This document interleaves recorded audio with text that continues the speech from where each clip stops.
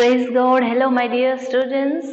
In the previous lecture, we studied about the types of seminar. We got the information about types of seminar. So we learned that there are four types.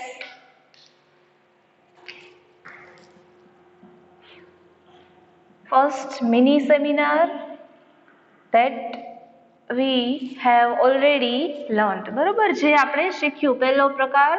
બીજો main or major seminar.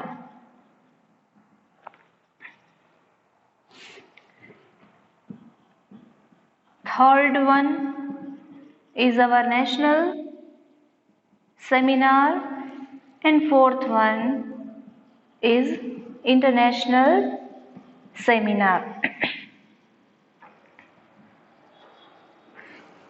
Okay, let me revise you what is mini seminar. Mini seminar કોને કહેવાય? Okay, where કે જ્યાં the participants are very low in number.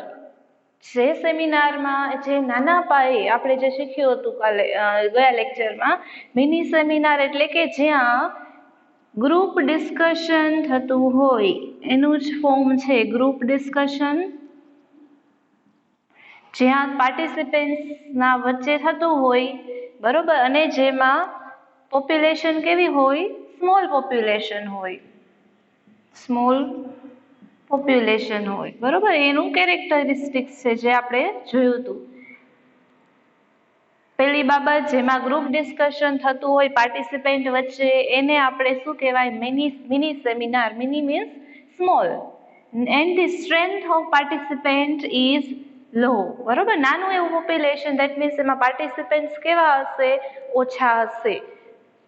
અને generally આ સ્કૂલમાં students દ્વારા conduct કરવામાં આવે છે. આ બાબત આપણે ખાસ ધ્યાન રાખવી જોઈએ, બરોબર. ચલો, તો આજે આપણે સેકન્ડ ટાઈપ શીખવાના છીએ સેમિનારનો. It is main seminar or major seminar.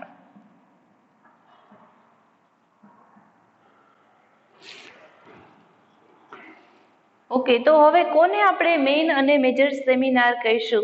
આપણે મિની સેમિનારમાં એ જોયું હતું કે જો મેઇન અને મેજર સેમિનાર છે એ આપણે ઓર્ગેનાઇઝ કરવો હોય તો એના માટે જે ફર્સ્ટ ટાઈપ છે મિની, બરોબર, એની તમને પ્રોસેસ ખ્યાલ હોવી જોઈએ. અને એ જ તમારું પ્રિપેરેશન છે એ તમને મેઇન, જે આગળનો ટાઈપ છે આ જે મેઇન મેજર સેમિનાર, એ આપણે પ્રિપેર કરવા માટે મદદ કરશે. Such seminar is organized at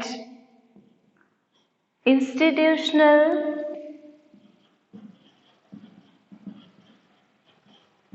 or departmental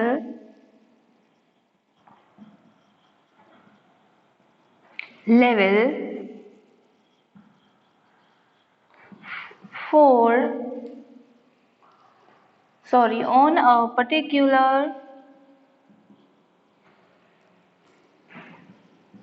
subject.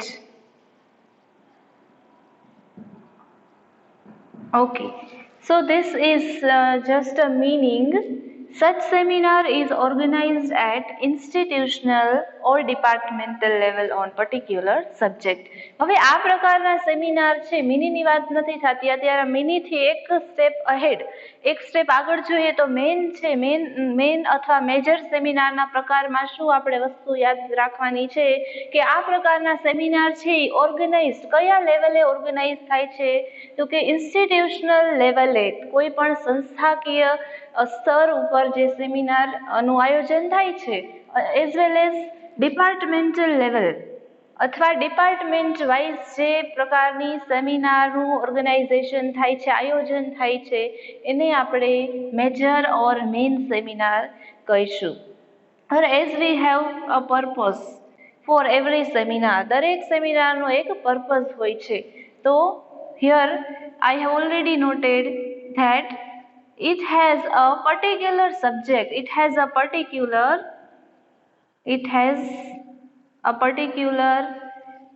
subject or theme,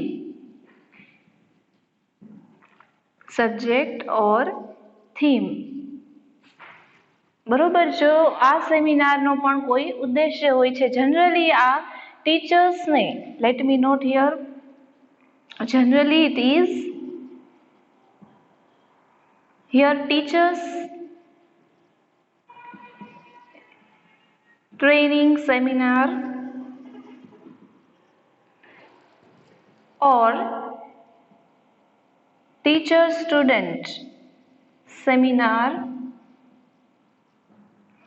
are major seminar.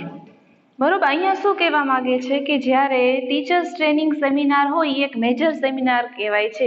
બરોબર. કોઈ પણ ઇન્સ્ટિટ્યુશન છે એમાં અલગ અલગ ડિપાર્ટમેન્ટ માટે જે પણ ટ્રેનિંગ પ્લાન કરવામાં આવે છે, સેમિનાર એક ટ્રેનિંગના ભાગરૂપે સેમિનાર ઘણીવાર આયોજિત થતા હોય છે. તો આ પ્રકારનો સેમિનાર છે ને આપણે મેઇન ઓર મેજર સેમિનાર કહીએ છીએ. અને એના એક્ઝામ્પલ ઇન્સ્ટિટ્યુશન, કોઈ ઓર્ગેનાઇઝેશન હોય, કાંઈ એવી સંસ્થા, એજ્યુકેશનલ ઇન્સ્ટિટ્યૂટ હોય, તો એમાં જે પણ ડિપાર્ટમેન્ટ માટે ટ્રેનિંગ તમે ઓર્ગેનાઇઝ કરો છો એને આપણે શું કહેવાય? Major seminar. અને it has a particular subject or a theme. That means કોઈ સ્પેશિયલ થીમ ઉપર સેમિનાર ઓર્ગેનાઇઝ કરવામાં આવે છે.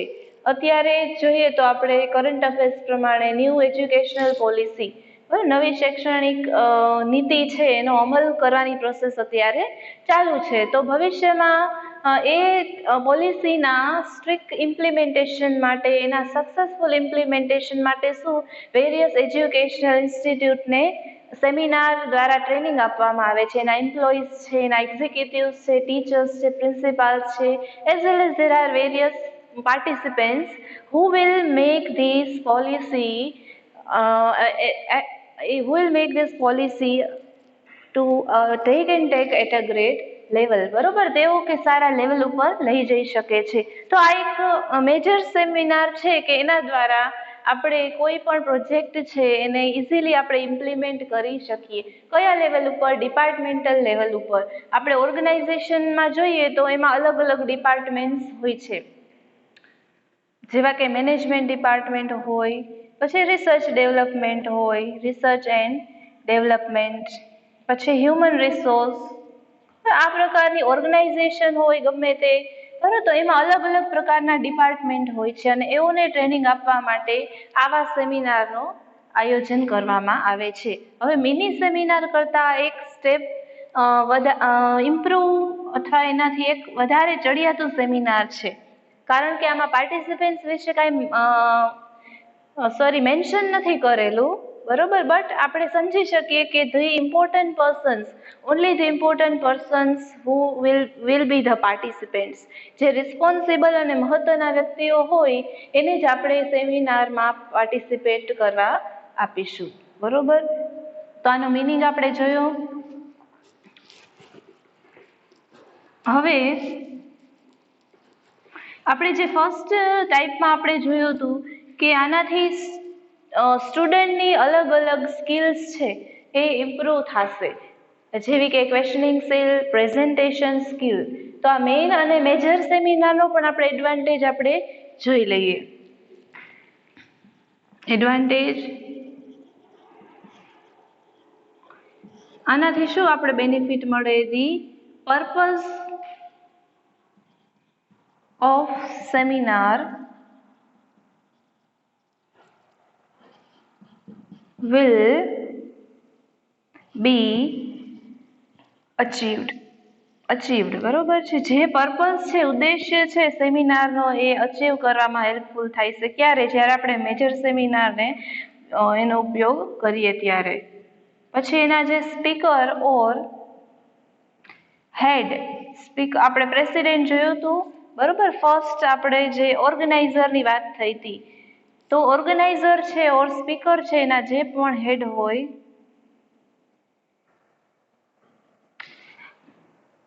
is responsible for the complete seminar. Second advantage આપણે શું મળે તો કે જે ઓર્ગેનાઇઝર છે, સેમિનારનો ઓર્ગેનાઇઝર છે ઓર સ્પીકર છે એ સંપૂર્ણ સેમિનારની શું કરે છે એના માટે એના ઉપર જવાબદારી છે. ઇટ મીન્સ એના ઉપર સંપૂર્ણ કમ્પ્લીટ રિસ્પોન્સિબિલિટી હોલ સેમિનારની છે. તો આની જવાબદારી પણ એક સક્સેસફુલ સેમિનાર માટે ઇમ્પોર્ટન્ટ છે. તો આપણે આ બે એડવાન્ટેજ આપણે મળે છે. તો આ લેક્ચરમાં આપણે શું શીખવું, મેન અને મેજર. બાકીના હજી બે આપણે ટાઈપ બાકી છે. તો મેજર સેમિનાર કોને કહીશું તો કે જે ઓર્ગેનાઇઝેશનલ લેવલ અને ઇન્સ્ટિટ્યુશનલ લેવલ, ડિપાર્ટમેન્ટલ લેવલ એના સ્તરે જે સેમિનારનું આયોજન થાય છે એને આપણે શું કહીશું, મેજર સેમિનાર.